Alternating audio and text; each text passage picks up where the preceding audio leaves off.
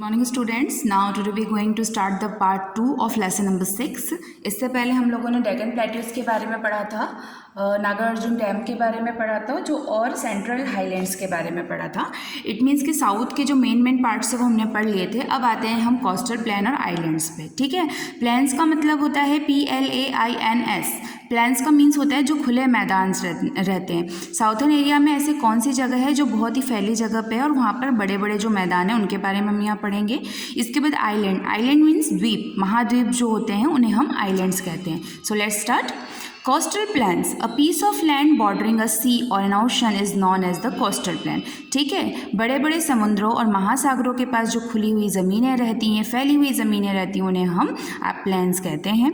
India has a long coastal line about the 6100 kilometre running from the gulf and the Kutch in the west till West Bengal in the east. West Bengal यानी कि बंगाल की जो जगह है वहाँ पर गुल्फ और कच्छ नाम की दो जगह है जहाँ पर 6100 किलोमीटर की दूर तक एक कोस्टल लैंड फैला हुआ है। The Indian coastal line divided into 2 parts, जिन्हें 2 डिवाइडेड पार्ट में सेंड किया गया, इट मीन्स पार्ट में डिवाइड किया गया है।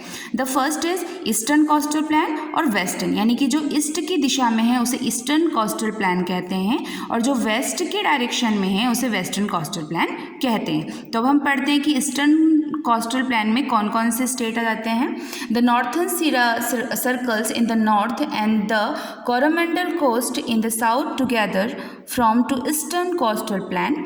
There stretch along the state of West Bengal, Orissa, Andhra Pradesh and Tamil Nadu. ठीक है, ये जो आप लोग हाईलाइट दे सकते हैं, ये जो डिफरेंट स्टेट्स हैं, वेस्ट बंगाल, उड़ीसा, आंध्र प्रदेश और तमिलनाडु, ये एरिया इनलैंड्स में फैला हुआ है। The main rivers that flow through this plains are the Mahanadi, Godavari, Kaveri and Krishna. ठीक है, जैसे कि मैंने बताया प्लेन्स क्या होते हैं, जो समुद्र, महासागर, इनके आसपास की जो खुली ज़मीन रहती है, यहाँ वहाँ पाए जाने वाली ज़मीनें जो होती हैं उन्हें हम प्लेन्स कहते हैं। तो जो हमारा फर्स्ट ईस्टर्न घाट में यानी कि ईस्टर्न कोस्टल साइड जो स्टेट थे, वेस्ट बंगाल, उड़ीसा, आंध्र प्रदेश और तमिलनाडु, और वहाँ पर जो नदी फ्लो होती है उनके नाम है महानदी, गोदावरी, कावेरी और कृष्णा। वेस्टर्न कोस्टल प्लान, अब हम आते हैं वेस्ट के डायरेक्शन में। ठीक है, यानी कि पश्चिमी दिशा में। पश्चिमी दिशा में साउथर्न साइड में जो है the Gujarat coast in the north, ठीक है, the Konkan in the Malabar coast in the south together.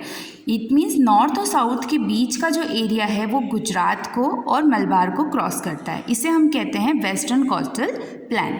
The stretches of the land start from Gujarat, जिसकी शुरुआत गुजरात से होती है, जो कि नॉर्थ को पास आउट करते करते महाराष्ट्र, गोवा, कर्नाटका और केरल में साउथ से जाकर मिलता है। इट मीन्स स्टार्ट तो ये वेस्टर्न साइड से होता है लेकिन इसकी एंडिंग कहाँ होती है, जाके साउथ में, केरल के साउथ में।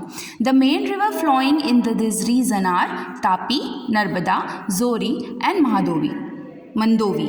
ठीक है, I repeat, Tapi, Narmada, Zuari and मंदोवी, ये 4 रिवर्स होती हैं जो इन स्टेट में, इन प्लेन्स में फ्लो अप होती हैं।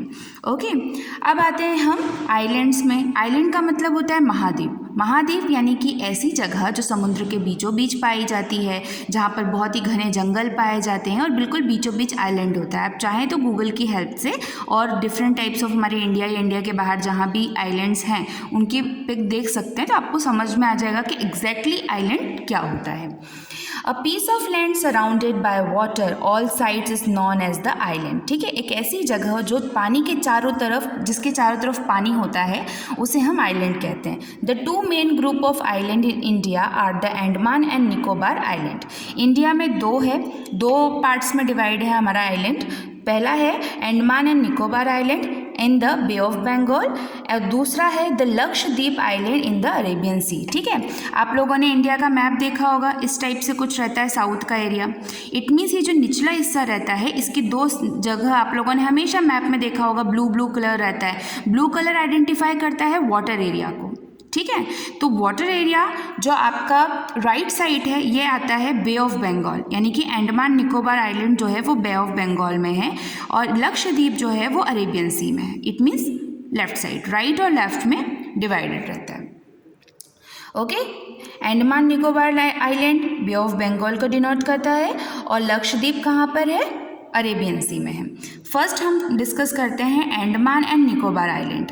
Andaman and Nicobar island, the Andaman and Nicobar island are a group of more than 572 islands. Group of island means उस आइलैंड में, यानी कि जो आपने अंडमान निकोबार आइलैंड पढ़ा उसके अंदर कितने आइलैंड्स हैं, 572। The northern part is known as the greater Andaman will is the southern part called Nicobar island. यानी कि उसकी स्ट्रेंथ इतनी लंबी है कि वो स्टार्ट नॉर्थ साइड से होता है और इसकी एंडिंग साउथ पार्ट में होती है, यानी कि वो नॉर्थ ऊपर से नीचे की तरफ जाता है, नॉर्थ एरिया से साउथ एरिया की तरफ जा रहा है और उस बीच में कवर कर रखा है उसने टोटल 572 आइलैंड्स को। इसके बाद the cellular jail properly known as the Kala Pani is a famous tourist spot in the Port Blair. It was a built of the britisher, it is not use by any longer. ठीक है, वहाँ पर एक बहुत ही cellular jail है जहाँ पर कैदियों को पहले रखा जाता था, क्योंकि हमारे इंडिया में पहले ब्रिटिशर्स का बहुत रूल होता था, उनके द्वारा बनाए जाने वाला एक जेल है जिसका नाम है काला पानी, जो कि एक टूरिस्ट प्लेस बन चुका है अब। क्यों? क्योंकि वो अंग्रेज़ों के ज़माने में बनाई गई हुई बिल्डिंग थी, तो लोग उसको देखने वहाँ तक जाते हैं, लेकिन उसका कोई भी हमारी सरकार के द्वारा की तरफ से उस जेल का किसी भी तरीके का कोई यूज़ नहीं है। अब आते हैं हम लक्षद्वीप पे। अब आप देख सकते हैं अरेबियन सी जिधर है उसी में आइलैंड स्थापित है लक्षद्वीप। लक्षद्वीप अ ग्रुप ऑफ 36 आइलैंड, कितने आइलैंड से छोटे छोटे उस एरिया में टोटल 36 आइलैंड्स को इसने कवर कर रखा है in the Arabian Sea form of Lakshadweep island. This island are close to Malabar coast and are rich in the coastal deposit. ठीक है, तो ये मालाबार कोस्ट को कवर कर रखा है उधर का एरिया, और ये मोस्टली टूरिस्ट प्लेस पाई जाती हैं जो कि सीज़ और ओशंस को घूमना पसंद करते हैं, वो लोग मोस्टली आइलैंड्स पे जाते हैं। नेक्स्ट टॉपिक है हमारा इन द साउथर्न प्लेट्यू। प्लेट्यू का मतलब क्या होता होगा? अब आप लोगों ने देखा होगा ऐसी जगह, एक तो खुले मैदानों के बारे में हमने पढ़ लिया, आइलैंड्स के बारे में हमने पढ़ लिया।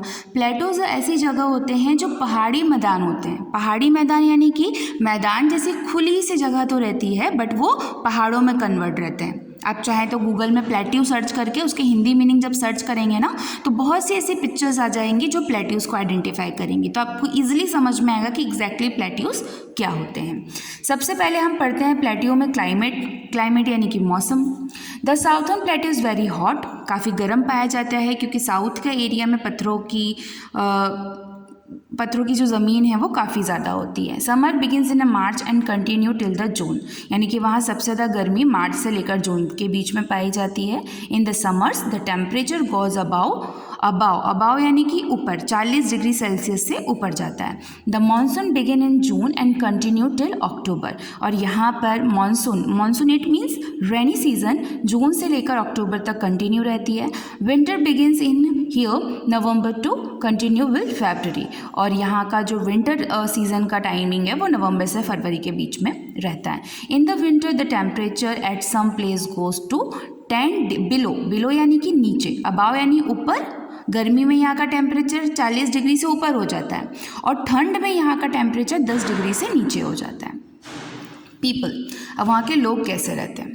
People living in a different state in the southern plateau, जैसे कि स्टार्टिंग में बताया था साउथर्न साइड में बहुत से स्टेट पड़ते हैं, जस्ट लाइक तेलंगाना, केरल, तमिलनाडु, हैदराबाद, बेंगलोर। ठीक है, तो सभी के अलग अलग परिधान रहते हैं, लोगों के रहने सहने का तरीका अलग रहता है, स्पीक डिफरेंटली, बोलते अलग हैं, लैंग्वेजेस अलग रहती है। Kannada and Tulu are spoken in Karnataka, Telugu and Urdu are spoken in Telangana. ठीक है, जो मेन जो दो लैंग्वेजेस बोली जाती है यहाँ पर, सबसे पहले तो कन्नड़ और तुलु जो कि कर्नाटक एरिया में ज़्यादा बोली जाती है, इसके बाद तो तेलुगु और उर्दू ये तेलंगाना में ज़्यादा बोली जाती है।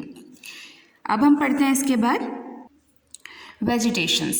Okay, the forest of the southern plateau mainly consist of oak, sandalwood यानी कि जिसे आप चंदन की लकड़ियाँ कहते हैं, महुआ मीठे मीठे छोटे से फल जैसे होते हैं जिससे कि बियर्स वगैरह भी बनाई जाती है, एंड द बम्बू ट्री यानी कि बांस की जो खेती होती है वो ज़्यादा होती है इस एरिया में।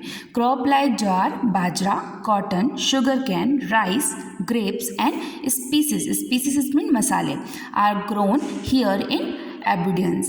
यानी कि यहाँ का जो वेजिटेशन है वहाँ पर कौन कौन सी खेती होती है, सैंडलवुड, ओक, महुआ, बम्बू ट्री।